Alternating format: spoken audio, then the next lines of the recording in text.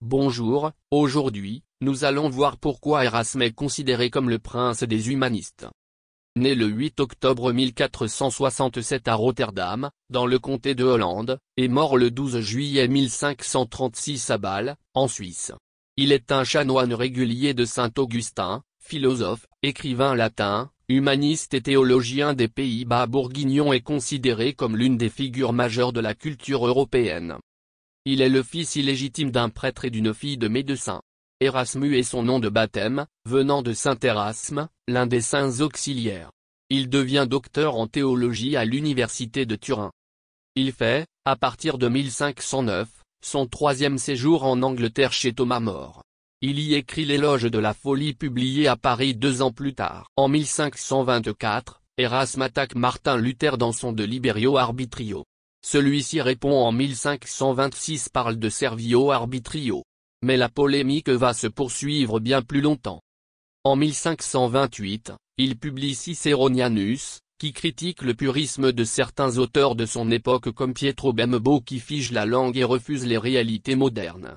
En 1529, la ville de Bâle étant entièrement acquise à la Réforme, il préfère s'installer à Fribourg-en-Brisgau où il écrit son dernier ouvrage l'Ecclésiaste. En 1535, il fait son retour définitif à Bâle. La même année, le pape lui offre le cardinalat, ce qu'il refuse.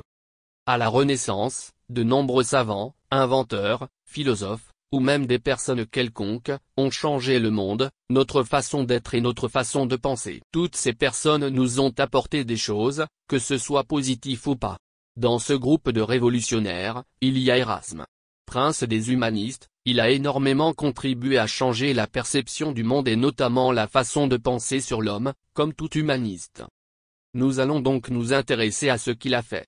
Dans un premier temps, nous définirons ce qu'est la Renaissance et dans un second temps, nous définirons l'humanisme.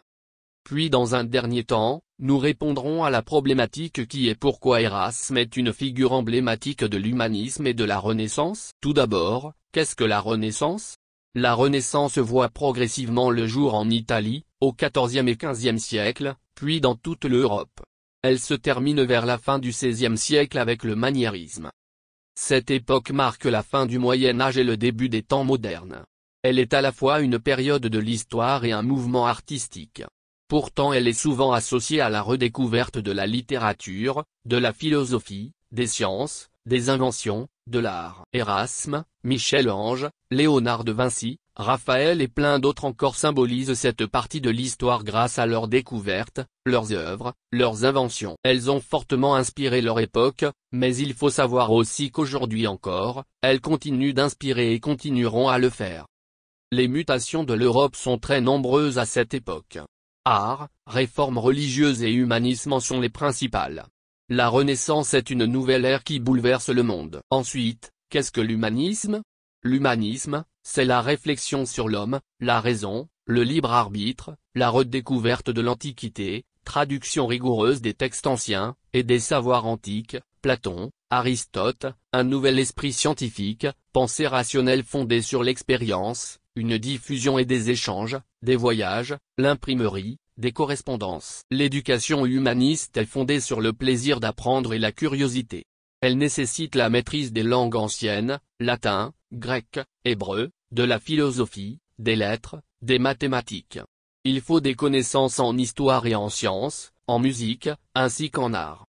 Elle repose essentiellement sur l'observation, la réflexion, l'expérimentation, l'apprentissage des bonnes manières et la culture physique ainsi que générale. L'humanisme se caractérise par la valorisation de l'Antiquité et la confiance de l'homme qui peut se perfectionner par l'usage de sa raison. C'est une nouvelle façon de penser et d'être, bref, c'est un renouveau culturel. Enfin, pourquoi Erasme est-il une figure emblématique de l'humanisme et de la Renaissance ? Il améliore sa formation de prêtre à Paris. Cependant, la France et l'Angleterre ne sont pas les seuls pays qu'il a visités.